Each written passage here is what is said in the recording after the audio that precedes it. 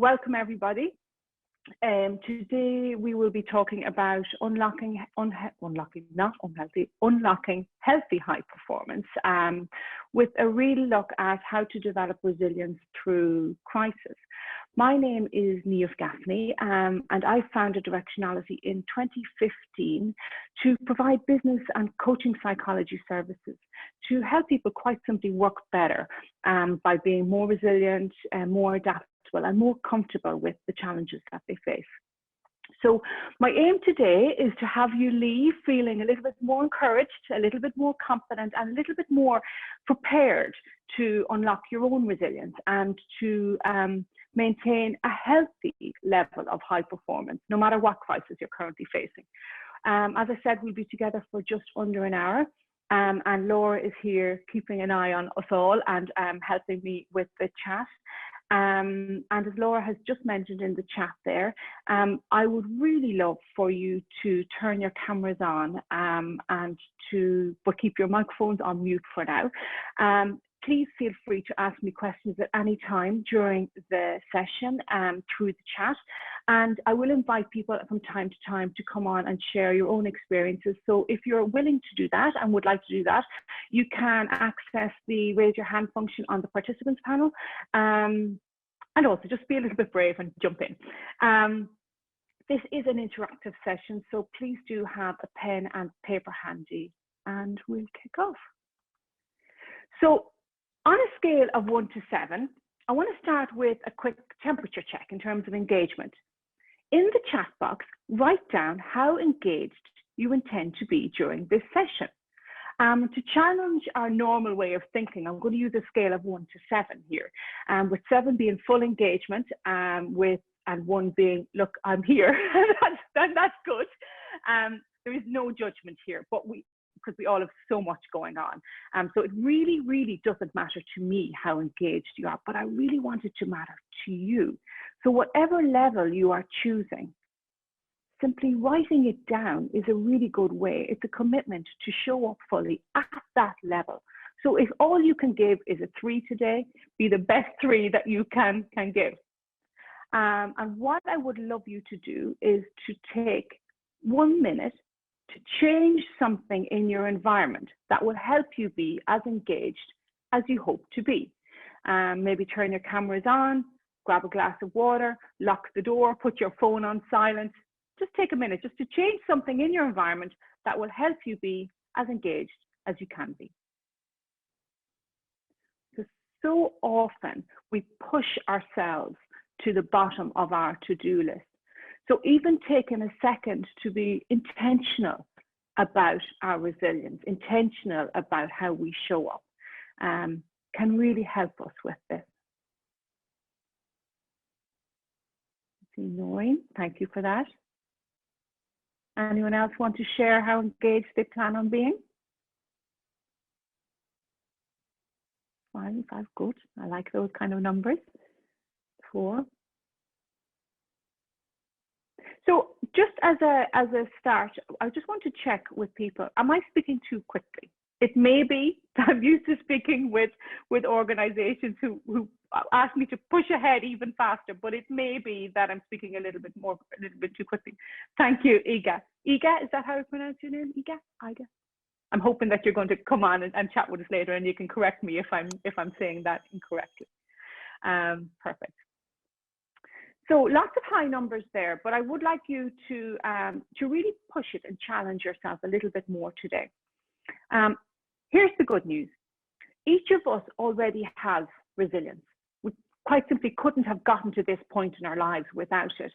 And we all feel, we've all experienced life at this top end of the scale, where, you know, things are buzzing, where everything works perfectly. We're really confident. We feel sure of ourselves. We're creative, that there's energy coming from us. And yet I have absolutely no doubt that we have each felt totally exposed, totally vulnerable. We've felt times where we just could not cope with the challenges we're facing. And at those times, perhaps we felt we couldn't think straight, or we make silly mistakes, or even we find ourselves snapping at people we love, people we swore we would never snap at. We kind of feel under the weather, or we feel stuck for a considerable period of time. We aim to spend our lives at the top end of this continuum, and yet it inevitably cycles. That's part of life. And when we can't snap out of that, when we stay stuck there for just that little bit too long, that's when it can get quite dangerous. Because the longer we spend on the left-hand side of this continuum, the more difficult it is to come back up to a level of healthy high performance, a level of resilience that works for us. And when we talk about this normally, we talk about those who have mental illness, or who have burnt out, or who are suffering from stress. And we talk about the star performers, the people who just get it all done. But we never really focus too much attention on those who are operating at peak capacity, because we know they will always get it done. And this may be at times ourselves. There's a lovely space on the performance curve where stress works for us, where the adrenaline and cortisol and glucose, where it allows us to perform better, to be more decisive, and to get things done much more effectively. But we're not meant to operate at that heightened level over a long time. And even if we take glucose, for example, sustained exposure to glucose interferes with our metabolism and increases body fat and coronary disease and so many other disastrous things. If you think about any elite performer, they would not dream of training and performing at match day level, day after day after day. They couldn't. If they did, they're prone to injury, they burn out, and they would actually leave the elite playing field.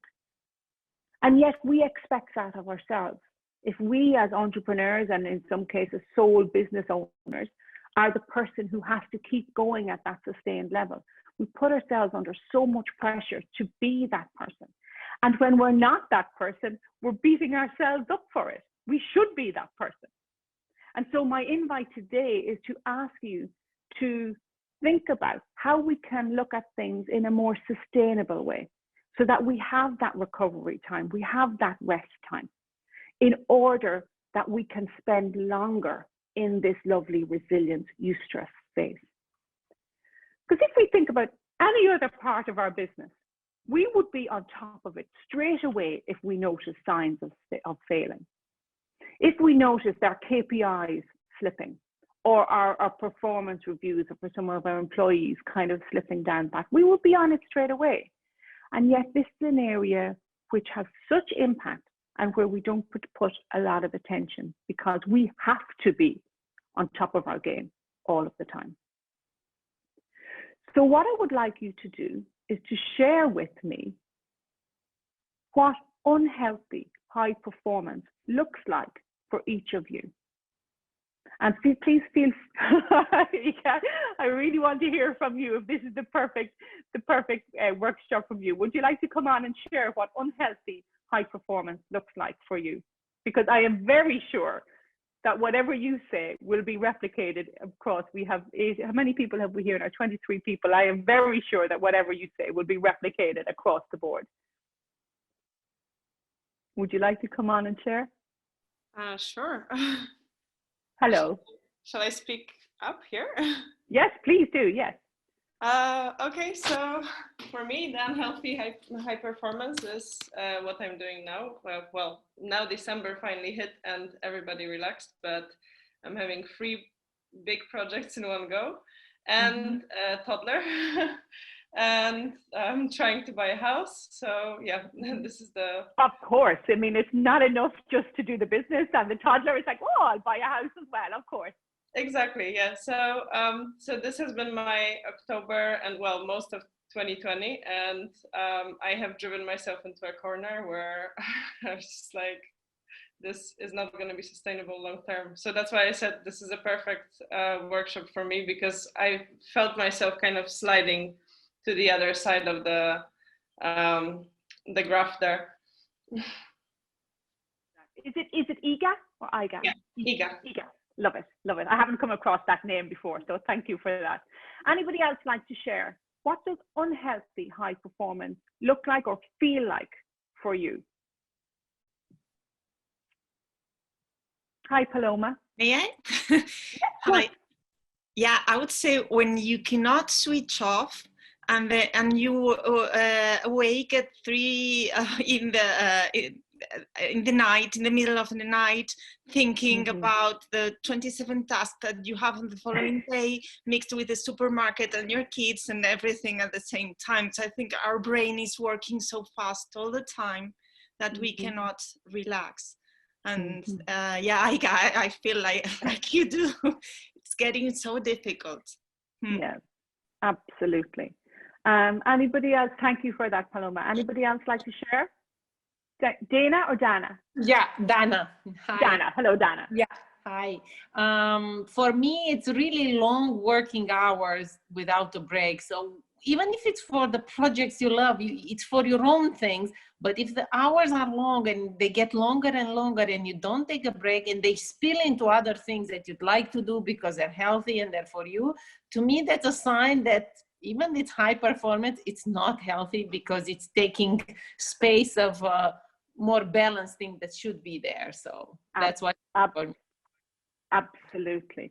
So I'm also seeing here working night hours. That is something I have to hold my own hand up for. That's Almut. Yes, absolutely. I can feel I'm in it, and yes, we can't seem to stop. And then Leonie is multitasking in the extreme, busy mind with resulting insomnia. Absolutely. So I'm going to switch it a little bit. What's lovely about this, and thank you all for sharing, because each of us know exactly what we're doing here. And yes, how many days of this, or weeks or months of this go by before you say, right, enough, this needs to stop.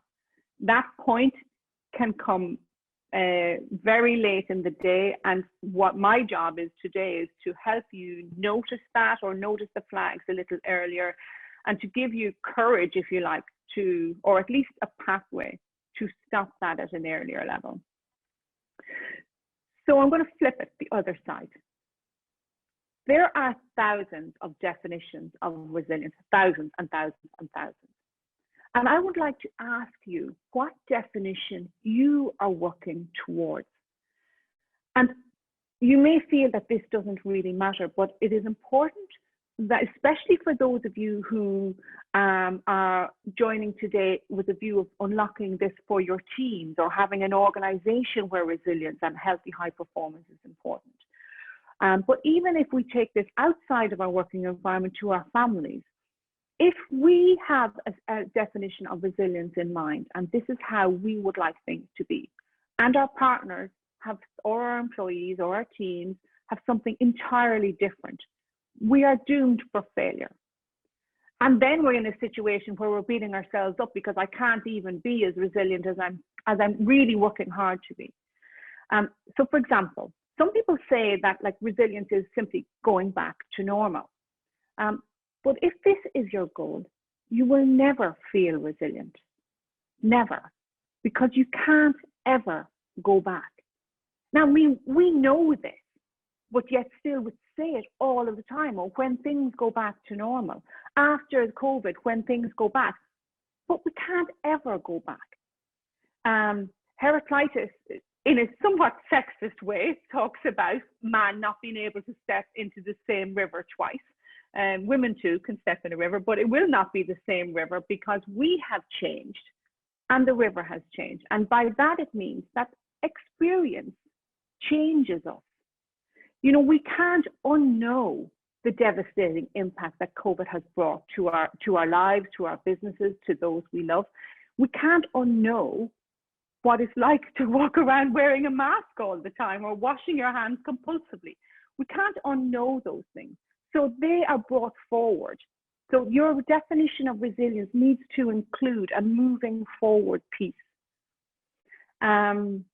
And it needs to include the fact that we also change as we go on. Another example of resilience definition, that might work against you, is where somehow we believe, or we have learned, that resilient is being the strong and silent person, the person who goes and has to do everything themselves. But if, for example, that's your view, and your partner's view is about sharing and connecting and asking for support, then as both of you strive for resilience, you're going to end in a place of conflict because you're both working towards different goals. So when we're talking about building resilient teams or resilient, like, families, as it were, it's important we're all really clear on what resilience is for us. And Alma, you say that resilience is being able to keep in my present mind while I do my work. You are hitting the nail on the head, because one of the pieces you'll see in a moment is about moving forward into that future piece. Karina is about resilience, my capacity to take things as they are when they come. I love that. What I would love for you to do is to do an exercise that can be used for many different, many different occasions, but it can be useful to really allow us to tap into what it is we're really thinking. Now, for any of you who use journaling, you will know this. This is called free journaling. I'm going to challenge you to pick up your pen or your pencil, and for 3 minutes, keep the pen moving. And the answer to the question, resilience is, and finish it off. But keep the pen moving for the 3 minutes just to see where your stream of consciousness goes. I'm going to set the timer. Off you go. You will notice resistance. You will have a blank brain which says, I don't know, I don't know. That's okay. Keep the pen moving through and keep saying, I don't know what else to write, but keep it moving. And that will allow you to tap into a different side of your brain, which is where the creativity is. Hi, Karina, I'm glad to see you.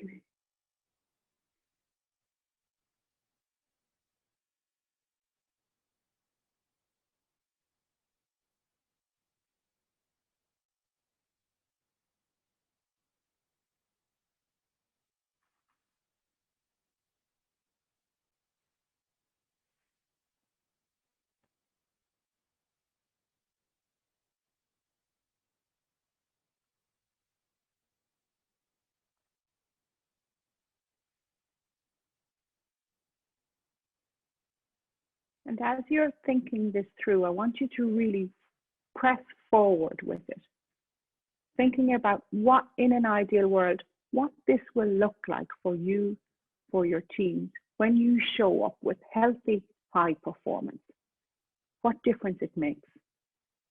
What becomes possible for you as you do this.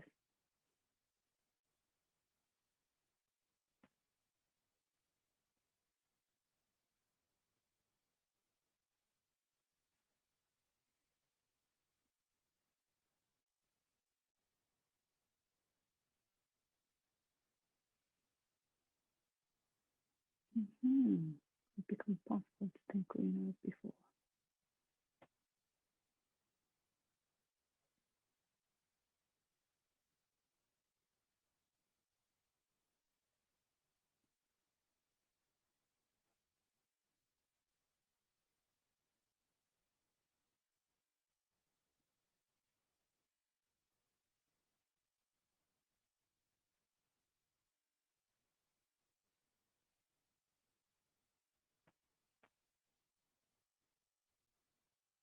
We'll take another 15 seconds on this.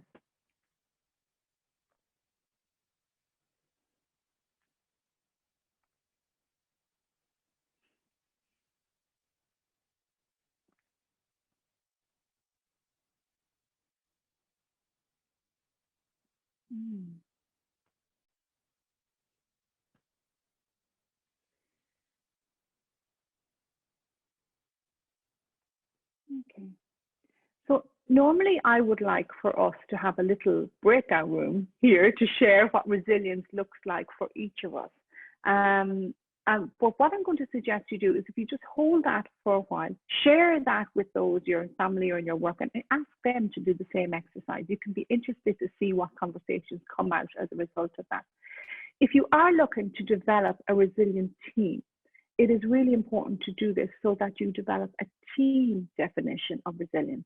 And that can tie in with your team charters and how you, in your way of working, can be a very useful exercise because it starts to create that culture of resilience. But we'll move forward because I want to get into the nuts and bolts with you. So as business psychologists, we're always looking for the latest in psychometrics. And there's an incredible new tool from the Wellbeing Project, which looks at how to measure resilience and workplace well-being. So I'm going to just borrow from the 5-pillared model today to bring you through ways that increase your own resilience, no matter what crisis you're experiencing. And for me, the best way to achieve this, or how I view resilience, is to think of it as a buffer zone, a space between the challenges of life, which you can do nothing about, and how they impact us. So by honing our healthy coping mechanisms and growing that resilience in a sustainable way, we learn to better navigate adversity and then thrive in spite of what's coming our direction, no matter what lightning is coming in your way. I'm not very good at doing graphics, as you can see. But breaking this down into 5 categories and having tiny sustainable actions in each of these is really the simplest way to maintain and boost that buffer zone, to give you that cushion. And the 5 categories are energy, future focus, inner drive, flexible thinking, and strong relationships. And the cumulative effect of each of these tiny actions will lead to that sustainable and healthy high performance. So the first pillar, the first pillar we come to is the energy pillar. I want you to take a moment right now to notice how you feel. You can put it into the chat box if you'd like to, but just out of 1 to 10, just think like, what's my energy at right now? It can be a really useful thing and something useful to do at various points during the day. Some people recommend even just setting a timer from time to time and just say, okay, how do I feel? How do I feel? How do I feel? Because when you notice things, you're much more able to do something about it. Energy has a huge impact on how resilient we feel. We all know the difference between those days where you're running on absolute empty, and then the days where it's just everything is powered up and everything seems to be going your way. So I want us to do a little experiment. I want each of you to put I'm going to stop sharing just for, let me see if I can do this. Stop sharing for a moment. I would love you all to turn on your cameras so that we can each see everybody and put your view to gallery view. Hello, hello, hello, hello. All these brave souls coming on. Hello, lovely to see you all. What I would really love you to do is to get up off your chair. It's okay if you're wearing pajamas on the bottom half. Nobody's going to pretend. That's okay. I have a blanket here, so I would love you to get up off your chair, run to another room in the house and get something red and bring it back to the camera. And I'm seeing 3 of you with red jumpers on, but that doesn't count. Off you go. No, you have to go elsewhere, Dana.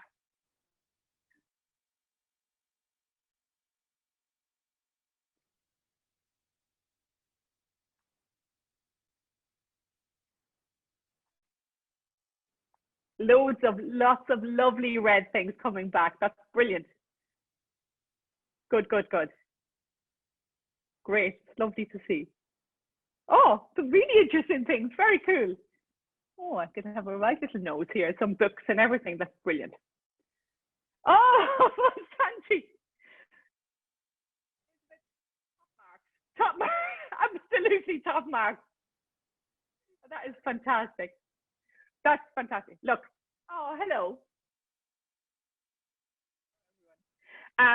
That's brilliant. It's only a piece of fun. You can say it's a psychological experiment. But actually, what I want you to notice now is where your energy level has gone to.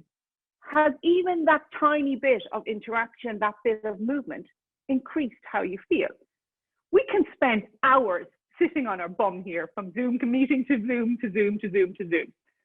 So even just the tiny effort of getting up off the chair and going somewhere else, it can make such a difference. So what I would like you just to take, it doesn't have to be anything fancy. It doesn't have to be. I'm going to put this back. Let me just see if I can share again. This is where it gets a bit technical and I'm bound to start sharing something I shouldn't be sharing. Have I got you back? Hello. Yes. So it doesn't have to be anything major. You don't have to do anything. You certainly don't have to run a marathon. But if you can tick off tiny little things on a regular basis during the day, that helps you feel more resilient. There are 4 major parts to the energy pillar. The physical exercise is one, sleep is another, consumption is another, and then boundaries is the 4th. Boundaries is saying no to things. And this is the common sense one. We all know the right things to do. And yes, this is the one that we say, oh, I'll have lunch later after this meeting, and then suddenly it's dinner time. You know, we all do this. So it is our personal responsibility. Nobody is coming to do this for you, okay? But this is the easiest way to make yourself feel better in the moment. If you can do something, even if it is to get up and do 5 jumping jacks, it makes you feel a little bit more empowered, you know, in the moment.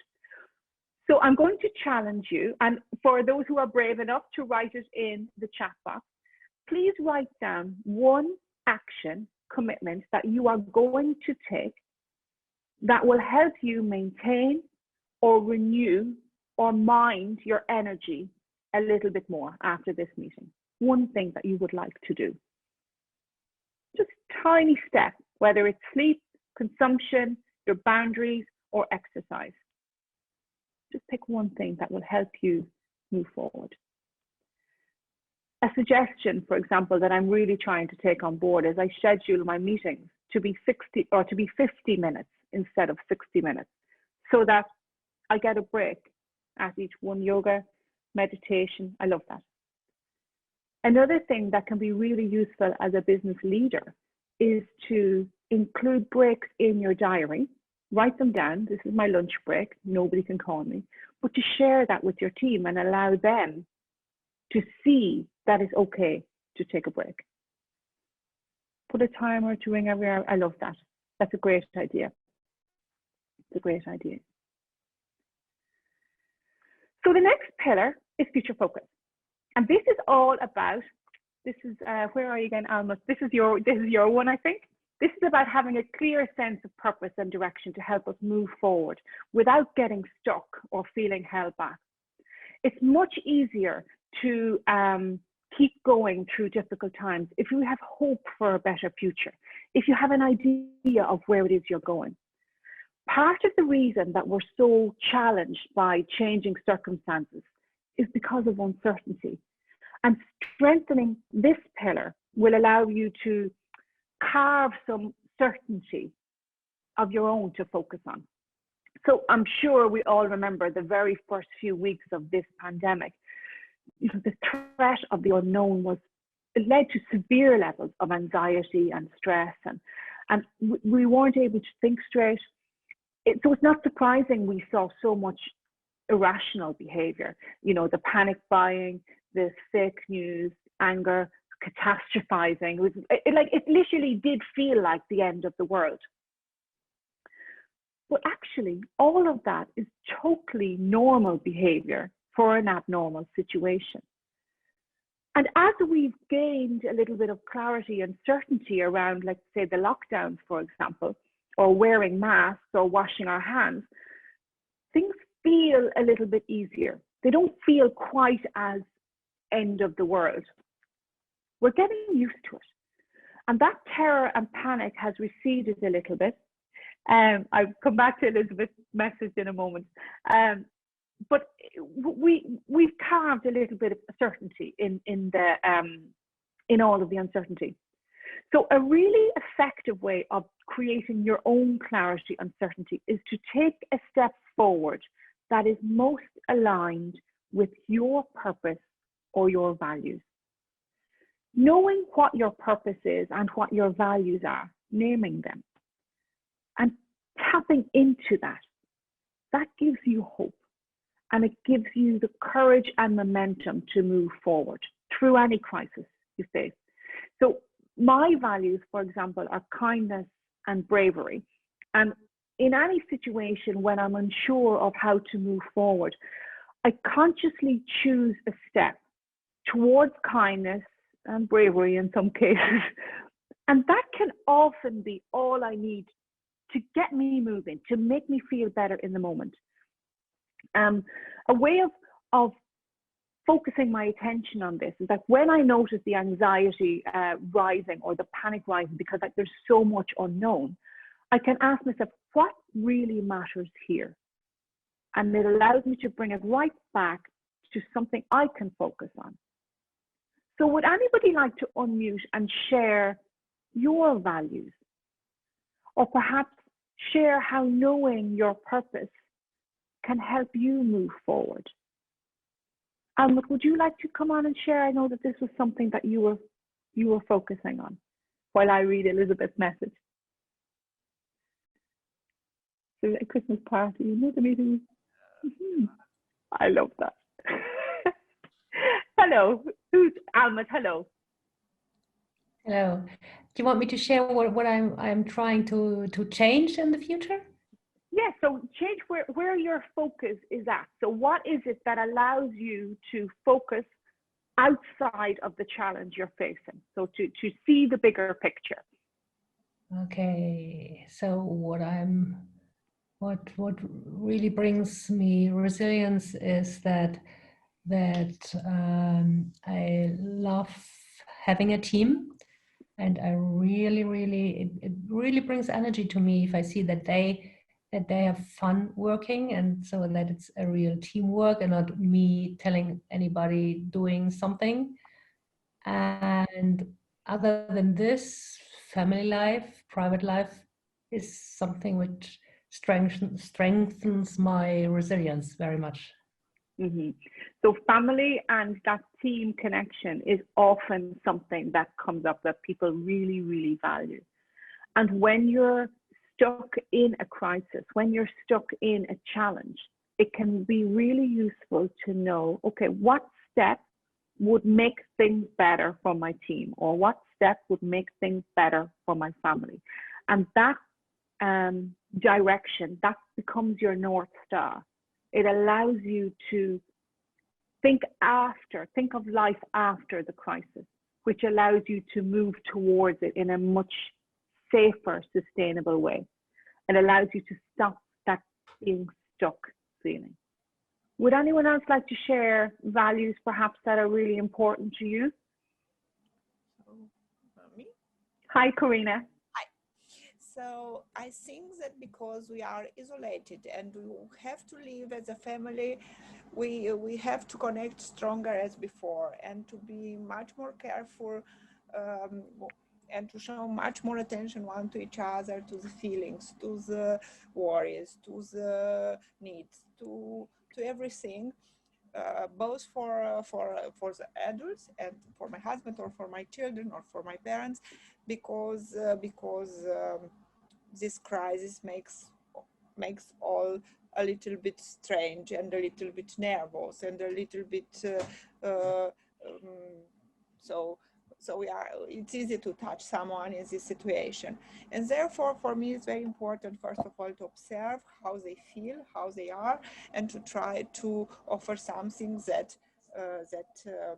compensate this problem that they are isolated or stay only as a family. Mm-hmm, mm-hmm. So, Karina, I think for you, the last point when we talk about relationships, I think that will be really, really powerful, because there is a lot in there that is absolutely a huge part of, a huge driver of resilience for, for everybody, but in particular for women who are, who have all of the jobs at hand, who are mother, wife, partner, child, and carer, and as well as business owner, and all that goes with that. So it's really important learnings in that. And also lots of people do use their family as their way out of each of these crises, because that's what really matters when push comes to shove. Dana, I see you've mentioned that a love of learning is what's important for you, and that also can be a really good way to distract yourself when you notice those increasing levels of anxiety and distress. Focusing your attention on what you can control, and whether that be a new language or learning the piano, or what is it you love to learn? If you'd like to. So I still learn German. Oh, yeah. I practice a lot in learning German, and my daughter learns clarinet. Okay, lovely, Uh, lovely. Also very, very nice to me to see that she she advances in this knowledge, because it's not only about me, it's about me and children, and her practice is a kind of my achievement. Exactly, exactly. Thank you, Karina. Jana, sorry, you were going to come in there. Yeah, no worries. No, for me, love of learning, it's something that indeed it brings me up. It gives me this energy exactly in those moments when I'm down. So it's in two ways. It's to take a class, to go to a workshop. That's one way. Or for me to organize a workshop or to give that to people, to offer it to people. And it brings my energy back, no matter where I am, no matter how unhealthy high performance moment. This will always pull me up, so I always go there. And when I did my my strength survey, I noticed that I have this love of learning. It's one of my top values. That's why it pulls me up. So it's really a nice way to do it. It is, absolutely. And I love how you've tapped into and noticed how your values are often your strengths and vice versa. So in this here is about knowing your strengths. We'll come back to that in a moment, actually. Excuse me 1 second. It's gotten really dark here, so I'm going to turn on the lights. So bear with me 1 second, please.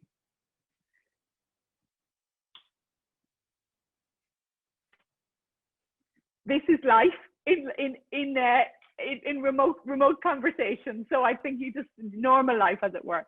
Thank you for that. So the third pillar is about flexible thinking. And this encourages us to have an open and optimistic mindset. And this is where, if any of you have done any work with growth mindset, this is where those skills lie. Future Focus a moment ago was about getting clear on where you're going, knowing what really matters to you. Flexible thinking is about finding ways to get there. As simple as that. It's about challenging your habitual ways of seeing the world. Excuse me. Now, journaling is a really powerful way of doing this. But quite simply reflecting on things and going for a walk and mulling it over can be a really good way to give you insights. Simply by asking yourself, how else can I see this? It forces you to look at your challenge from a different perspective, to look at it as instead of it being a problem, to look at it as a challenge. And asking yourself, what can I do? It assumes that there is something you can do. So you step out of that paralysis that sometimes comes when you feel stuck. There is always something you can do, even if that is getting a cup of tea or going for a walk and thinking about it. So when you look at what can I do and how else can I see this, that allows you to flex this flexible thinking pillar.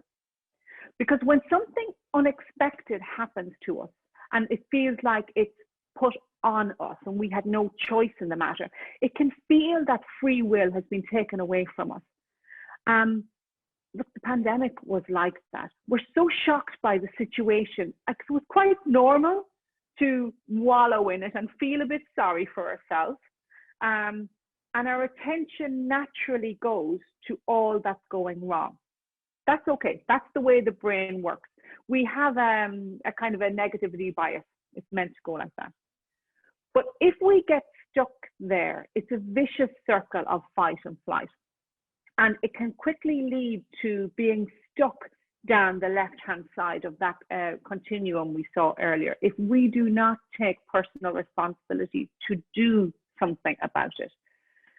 Challenging yourself to see something from a different perspective hands you back the power. Wondering, for example, how someone else might see it allows you to tap into your imagination. And as adults, this is something we don't use very often anymore. We don't imagine what it would be like in somebody else's shoes. But even doing just that, imagining how your role model might face this situation, or how somebody completely different, if we take, for example, Captain Tom in that 100-year-old in the UK who raised over £30 million for the NHS. How might somebody of that generation, that gender, that forthrightness, how might he see your situation, and what might he do next? Using your imagination like that can really get you solutions that you don't think about in your own normal way of thinking, because we become so used to thinking about things in the same way. Another imagination leap is to imagine how it might feel looking back on this from 20 years' time. So if you're 20 years older, you've already lived through this crisis, through this challenge. What story would you like to be able to talk about? How would you like to be able to say you came through it? And stepping forward and looking backwards is a really neat way to challenge your thinking. You tap into the other side of your brain, a side that is not accessible when you're in the fight or flight. So when you're challenged and really stressed by a situation, forcing yourself to think about this differently can actually allow you to calm down, and it can send triggers to your brain that you are in a safe space. So there's quite a lot of benefits to doing this. So I have a tiny challenge for you. We're going to do this quickly, but I would like you to think of a problem you're facing right now. But instead of focusing your attention on all you can't do, I'd like you to challenge yourself to write down 5 things you can do right now to move you forward with that. You will feel resistance, that's normal, but I want you to really tap into your imagination here. What can you do to help yourself move through the challenge you're facing?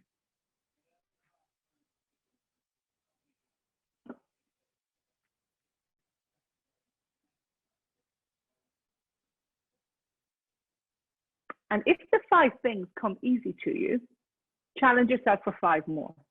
If you're in my classes, I get you to fill in a full page of this. So you're getting off lightly today.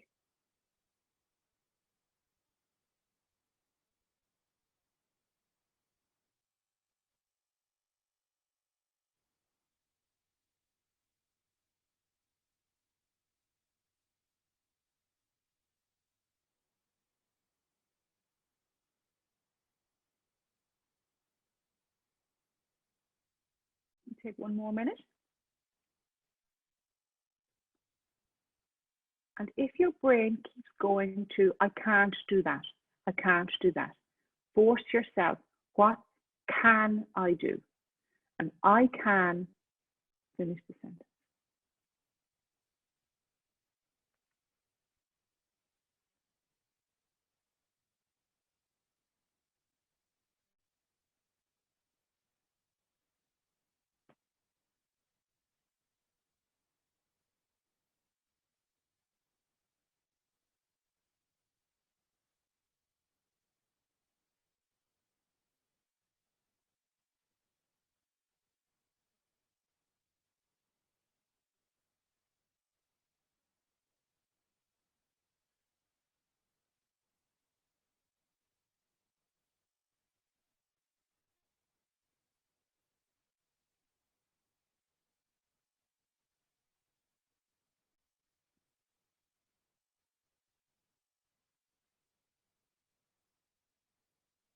Okay.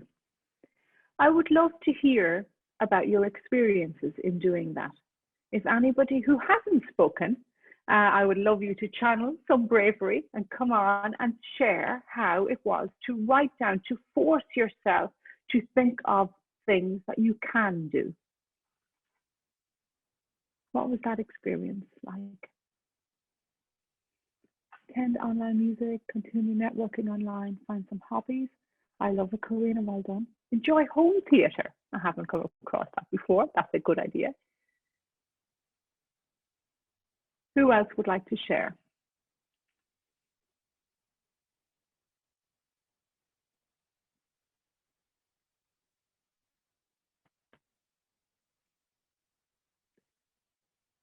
L-E-A.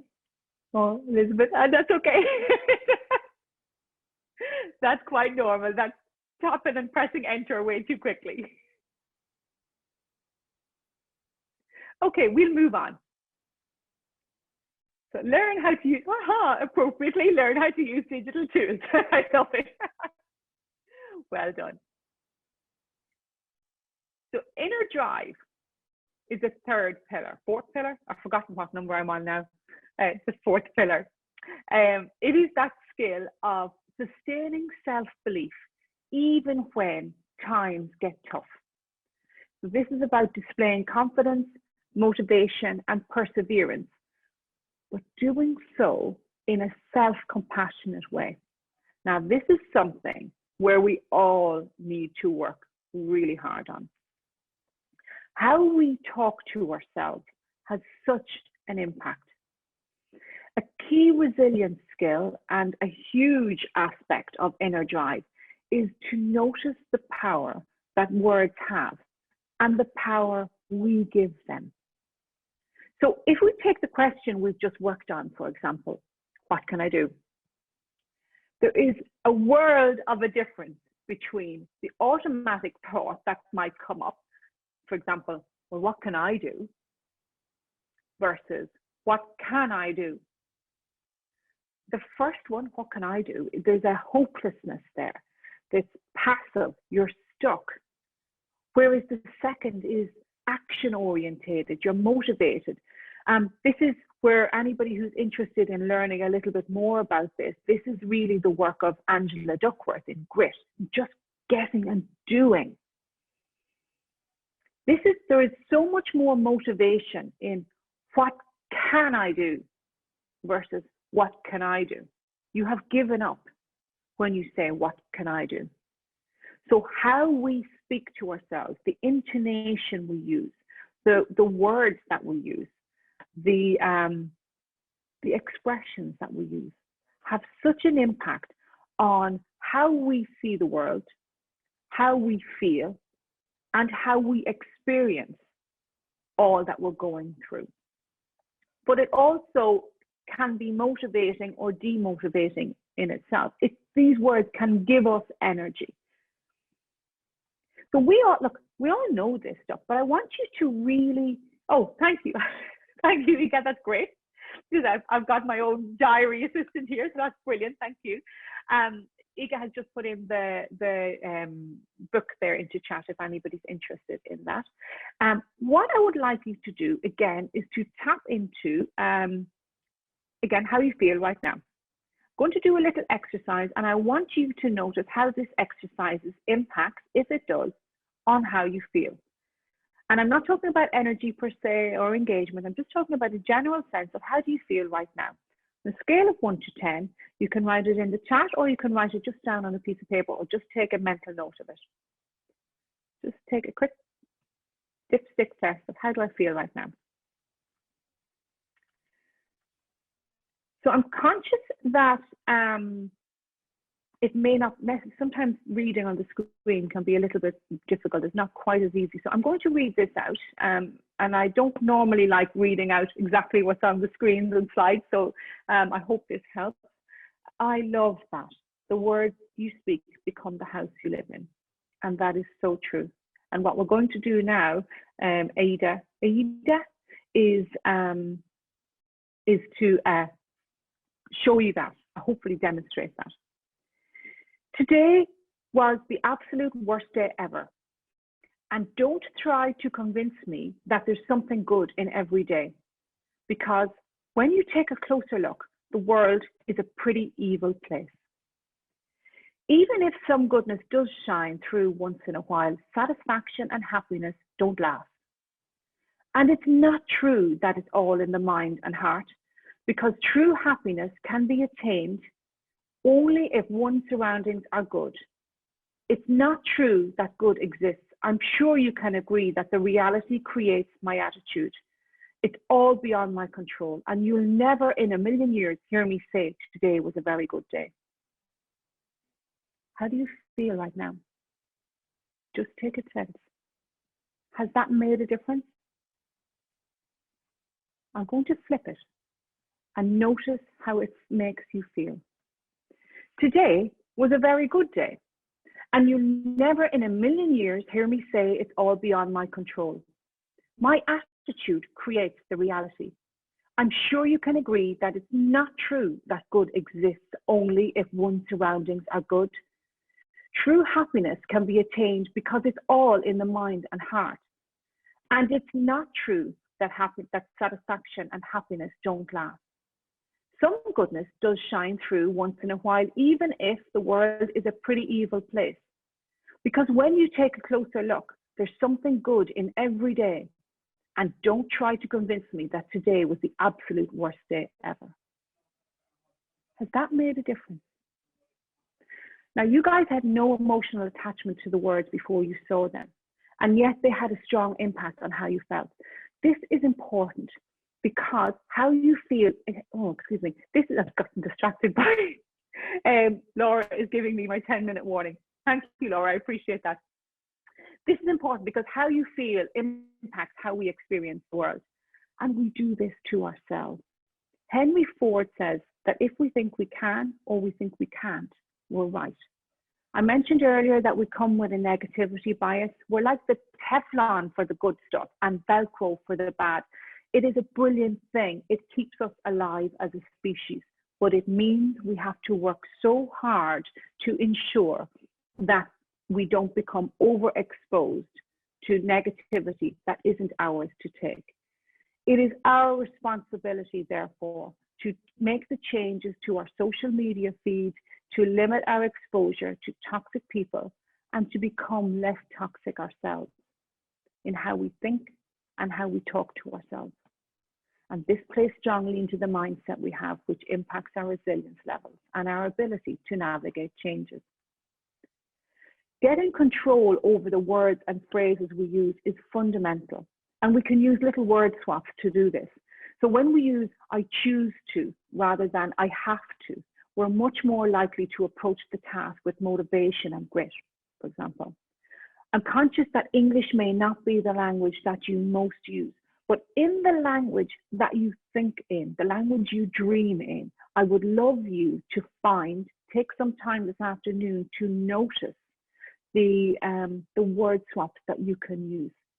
If you can switch to what am I learning, for example, instead of I failed, you are much more empowered by a challenge. You are much more able to withstand the difficulty of it. So if you can choose words to swap in your own language, but do use the language that you're dreaming in, because that will, that's at the unconscious level. And the more you can catch those negative phrases and swap them for something that is much more energetic, much more motivating, the more resilient you will feel. And our final pillar is the strong relationships. And this is often the most overlooked one. We are all missing that tactile face-to-face connection. In fact, like, we're all becoming way more socially awkward, and we're losing an awful lot of what connecting actually means to us. And this pillar encourages us to build open and trusting relationships, and to tap into those as often as we can. And like, as we can see from events like this, we're stronger when we come together. Sometimes we feel that being resilient means being that strong and silent type, the person who just puts her head down and gets on with it, never needing help, never complaining. And this could not be further from the truth. A true driver of being resilient actually is being able to let your guard down, reaching out for support and connecting with someone. We might well feel we're the ones that have to hold it all together because we're the entrepreneurs, but we're also the carers, the parents, the partners, the friends. Loads of people depend on us, and it can be really lonely being the one who can't share their need for support. Loneliness is not good for us in any way, shape, or form. It is a key factor in depression, ill health, higher mortality, cognitive impairment, poor decision making, as well as increased stress levels. So accessing supportive relationship brings resilience to you. the enhanced performance, the energy, the responsiveness. Think about a time in your life when you knew you had someone's support. You probably felt you could do anything, no matter how difficult the challenge was. Great relationships, though, take trust. And to get trust, you have to give it. And this means sharing your own vulnerabilities, asking for support. And sharing how you feel, particularly with a team, for example, if you're working in a larger organization.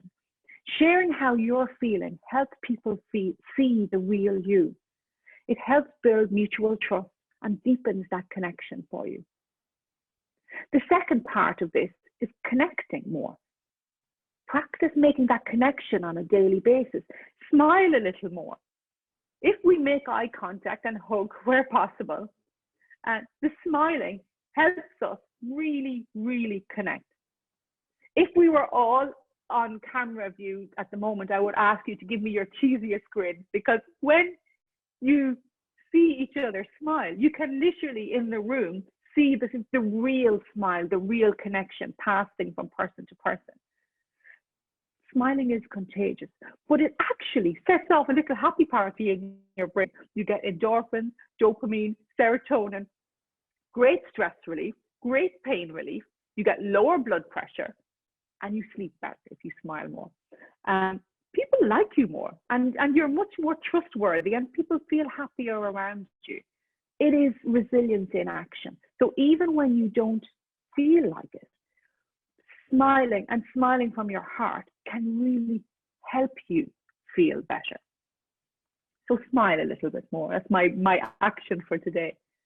The third one is about being more present. And this is about giving everybody the presence of your presence. Make that eye contact, but practice active listening.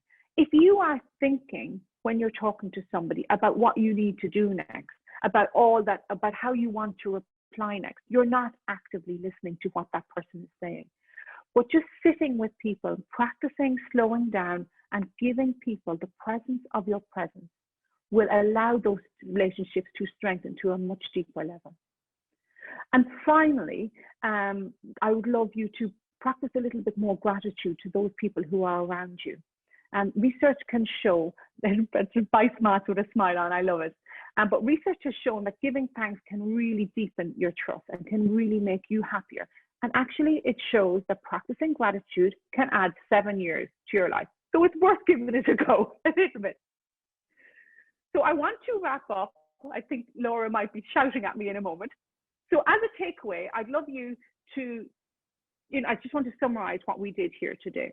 So just simply starting with that strong foundation, being clear on what healthy high performance looks like for you, and taking action when you notice you're not meeting that expectation. The second thing is about encouraging and modeling healthy boundaries so that you can sustain energy that you need for the work that you're doing. Thirdly, be clear on what your purpose or your goal is and how you contribute to the bigger picture through what you're doing now. Fourthly, challenge your thinking patterns by asking, how else can I see this? Number 5, regularly highlight what's working well, focusing on your strengths, for example, rather than any weaknesses or areas for development. And finally, and perhaps most importantly, consciously engage fully with every interaction with your team, with your family, and most importantly, with yourself. It will make all the difference. So what I would love for you to do is to take a moment and consciously set an intention to what you are going to do to strengthen your own resilience. And thank you very much. Gurmila Mahaki, Dr. Kwejama and you. I want to thank you for your time today. Please feel free to find me on LinkedIn and connect with me via email if you have any questions. I would love to explore this more with you. Laura has posted a link to the plenary session back in the webinar room. We'll be starting the final plenary session. She's given you the link there, and that will be at 1620. So thank you all very much, everybody. I really appreciate your time and your openness and your bravery. And I really appreciate the Santa outfit. Well done, Elizabeth. You got my star today. So, thank you all very much.